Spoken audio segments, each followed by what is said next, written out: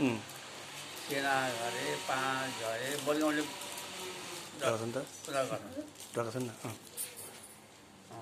अनि खोरबारी बोजिन साहब तल्ला घरे माफला घरे यी जम्मै छन्। त्यहाँ हाम्रो कताबाट कसरी हिँड्नु थाहा छैन मलाई त। कहाँ रोइगरबाट कसरी जानुभयो बक्सा कता हरायो कता हिँड्नुभयो कता निस्क्यो कता ठुला मुखाले भेटेछन्। ठुला मुखाला छोरा पढाउन राखे छोरा दुईवटा एउटा अमरबहादुर एउटा खड्गबहादुर गुरुपट्टिको कान्छो खड्गबहादुर पश्चिमपट्टिको एउटा मात्रै छोरो अमरबहादुर सानाले पनि भन्थे। अनि त्यो दुईवटालाई पढाउन बसिआयो बाले कता गरेर चाहिँ तार बनाएर हुन्छ। तार भनेको बजाउने तार एक तारे त्यहाँ यस्तो डल्लो हाल्नुपर्छ फिँदमा चाहिँ त्यो बज्ने बाबी ठाउँको त्यो ठुलो यत्रो त्यो के को हुन्छ भनेदेखि दमासम्म आगेको दमा जस्तो हुन्छ त्यो के को भनेदेखि फर्सी त्यसलाई अर्को भन्छन् फर्सी जस्तो मागा भएको तुम्बा त्यो ठुलो त्यो ठुलो मागा काटेर भित्र काटेर सुकाएर राखेर यस्तो हतमा अनि काठ हालेर तार तानेर नि बनाउनु बाले अनि बाले बनाएको छेउमा आएर पढाउन आएका देखेछन् ठुलो त्यो ठुलो कसले उचाल्न सक्छ भन्नुहुन्छ बाले कसले उचाल्न सक्छ भने अनि पहिला वर्ष नेपालको उचालेर त बल गरेर उचालेर हल्का हल्कै थियो होला नि त। त्यहाँबाट मैले उचाल्छ थाहै गरेर उनीहरूलाई कहाँसँग के गर उचाल्छ उसले बलै गरेन बलै गरेर ठोकेन बाले त्यो पसन्द दिएको होला तुम्बाले ठुक्या थुप्रै कुराहरू त्यहाँका मान्छेहरू। अनि त्यहाँबाट हजुर गएर कहाँ जानुभयो त बा त्यताबाट कता अनि कता हिँड्नु पढाएको चाहिँ कहाँ हो त त्यो पढाएको चाहिँ जखैमा माथि कि तल बुलघरे घरमा हो मुलघरै घरमा आफ्नो घर त्यतिखेर थिएन त्यहाँ छैन भएको छैन बाउ छोरा कता रहेछ कता कता हिँडेछन् मरे खोला त गर्छन् बाउ छोरा भनेको ठुलोमामा होइन बाका बाउ छोरा के हो किन हाँस्नु हो भन्दैमा कता बस्या मै खोल्ने रहेछन् त्यहाँतिर मै खोज्न माटाको गैँटामा बाले भने त्यही ठाउँमा पुगेको छु बरु भुँगरीको थुप्रोमा यता नि बाटो छ यता नि बाटो छ यता नि बाटो छ उता आउने बाटोमा बाउ पछाडि छोरो हो छोरो पछाडि बाउ अगाडि बाले त्यो चोकमा भएपछि बुढालाई पाला पाला आएपछि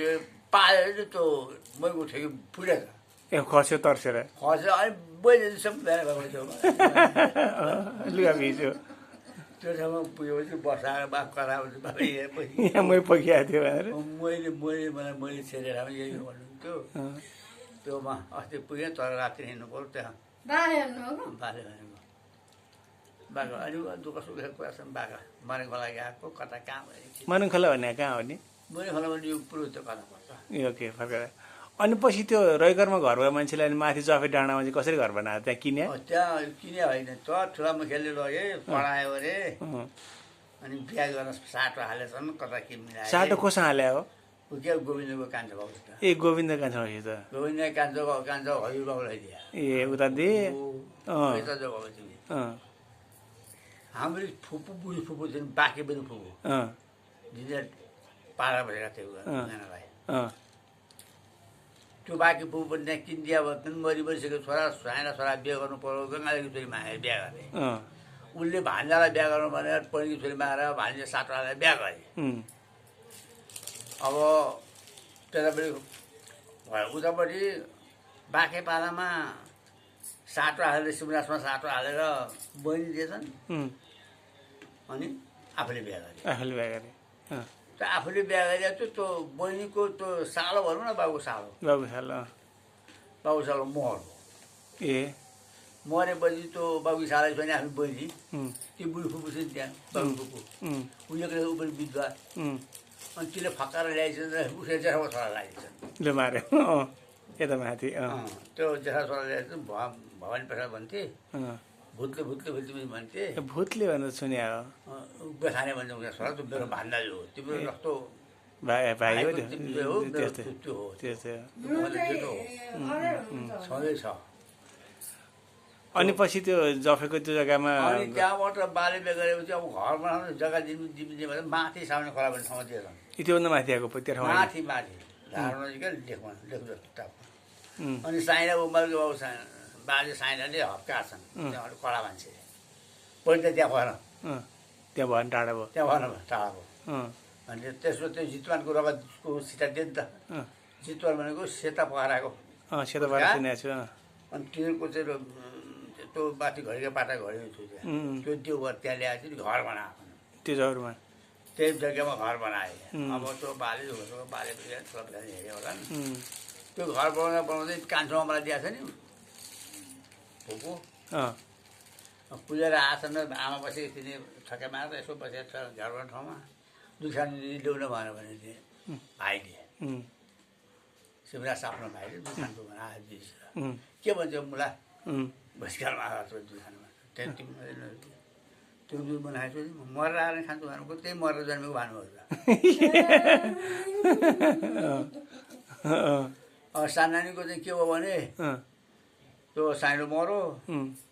उसले उल्टा गर्ने टल्टा गर्ने एउटा कर्दर सिलाउने कसरो थियो कर्दर कसरो त्यो सिलाउने कसरो तुल्ने चाहिँ त्यो सानानी भेटाइछ अनि टल